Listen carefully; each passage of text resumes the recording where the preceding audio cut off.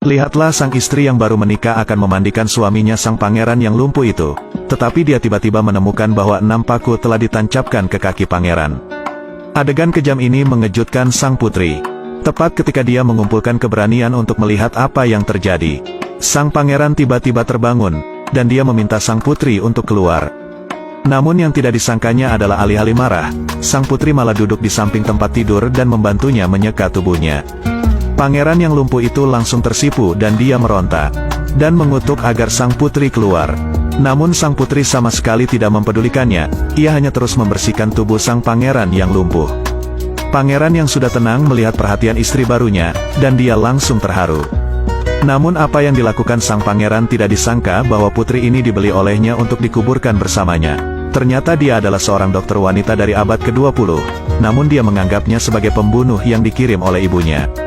Sang putri melemparkan pakaian yang diganti oleh pangeran kepada para pelayan dan meminta mereka untuk mengambil dan mencucinya, dan bawakan beberapa baju dan selimut baru. Tetapi gadis pelayan itu menganggap pakaiannya terlalu kotor dan menjijikan. Jadi dia menolak melakukannya. Hal ini membuat sang putri langsung marah, dan langsung menamparkan gadis pelayan itu. "Kenapa kamu memukulku? Mengapa aku memukulmu? Apa yang tidak boleh kamu katakan? Kalau begitu aku akan mengajarimu dengan baik untuk pangeran hari ini. Pergi dan panggil pelayan lain di istana. Ada yang ingin kukatakan." Itu pesan seorang budak. "Aku akan segera pergi. Sang putri di sini. Berhenti cepat. Ambillah. Jika kamu menjadi seorang putri, kamu hanya akan dikuburkan bersamanya." Lihat saja tatapannya yang tegak. Orang mati tidak tahu kapan mereka akan mati. Sial, ini baru beberapa hari. Setelah pembicaraan, sang putri menyelamatkan nyawanya. Pelayan wanita tahu itu salah. Di mana kepala pelayan? Mulai sekarang, aku akan bertanggung jawab atas istana ini. Putri, Anda mungkin tidak mengetahui sesuatu. Sejak pangeran menjadi lumpuh, istana telah mengurangi gaji kami, sehingga sulit untuk mengelola istana sebesar ini.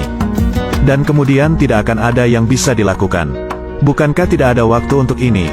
Kamu bukan penanggung jawab keluarga kerajaan, kamu tidak tahu kalau beras, minyak dan garam itu mahal. Aku berkata, beraninya kalian para pelayan mengabaikan seperti ini. Ternyata dia telah memberinya pelajaran. Tidak, meskipun sang pangeran sedang sakit parah sekarang, dia harus meminta instruksi yang mulia. Itu lebih dari cukup untuk membantu seluruh keluarga. Aku telah menyalin buku rekening dalam beberapa hari terakhir. Dalam 3 hari, aku akan melihat buku rekening dan kalian para pelayan akan mendengarkan perintahku.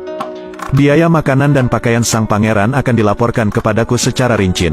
Laporan di istana ini, aku hanya akan terbiasa dengan tuanku. Jika kalian berani melakukan pelanggaran, jangan salahkan aku. Cambuk ini tidak mencolok. Tuanku, saya telah membersihkan para pelayan ini, dan mereka tidak akan pernah berani mengganggu Anda lagi. Terima kasih, kamu tidak perlu mengkhawatirkan urusanku. Biarkan aku mati. Anda sudah lumpuh selama 3 tahun. Jika Anda belum mati, maka Anda harus hidup dengan baik untukku. Apakah kamu yang diutus oleh wanita itu untuk menyiksaku? Tanda tanya. Siapa itu? Dikirim oleh ibu. Itu juga memberiku harga diri sebelum aku mati. Aku mengucapkan terima kasih padanya. Ada sebuah kotak.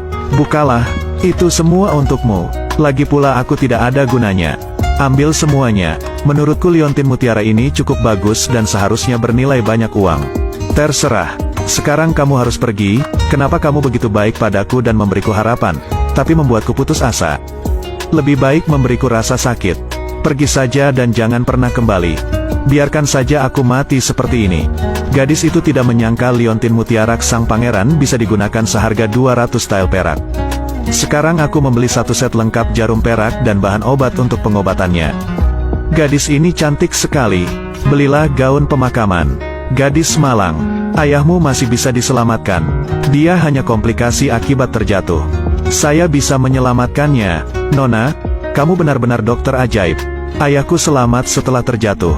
Selama aku bisa menyelamatkan ayahku, aku bersedia bekerja sebagai kuda untukmu selama sisa hidupku. Tidak, tidak. Apa yang akan kamu lakukan pada ayahku? Ini orang mati. Beraninya kamu menghancurkan mayat di jalan di siang hari bolong. Diam. Aku ingin menyelamatkannya. Aku hanya melihat tukang daging membunuh babi dengan pisau, tapi aku belum pernah melihat dokter menggunakan pisau untuk mengobati penyakit. Jangan percaya padanya, percaya atau tidak. Dokter yang luar biasa. Lihat, orang ini telah diselamatkan. Saudaraku, kamu lebih baik. Luar biasa. Benar-benar dokter yang ajaib. Benar-benar dokter yang hebat. Terima kasih atas bantuannya. Sungguh menakjubkan, benar-benar pengobatan yang menyelamatkan jiwa. Benar-benar sebuah keajaiban.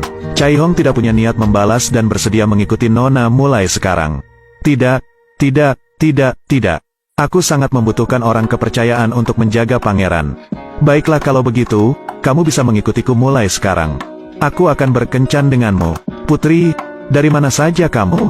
Kenapa kamu belum menyapa kami? Biar mudah saja, tenang saja, saya tidak akan lari. Anda tidak peduli dengan Tuan. Saya tetap ingin menjaga Tuan. Baiklah, ini pembantu yang baru saya sewa. Nanti saya akan mengajaknya memasak di dapur, dan dia hanya bisa mendengarkan saya dan Tuan.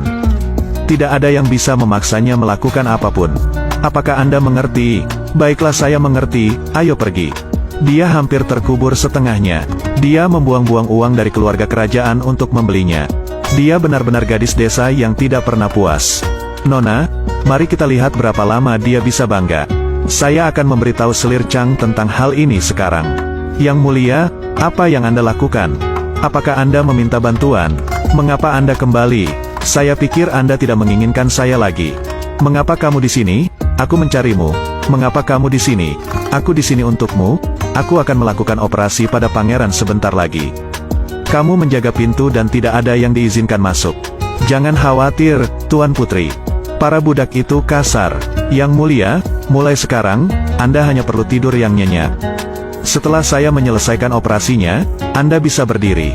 Jika saya benar-benar berdiri, saya pasti akan menikahi Anda, kursi dengan 8 postur, dan riasan merah 10 mil. Aku pasti akan membuatmu bahagia. Ibu, biarkan dia pergi, Ibu. Baiklah, bagaimanakah kelanjutannya? Silakan ikuti untuk melihat episode selanjutnya. Terima kasih telah menonton.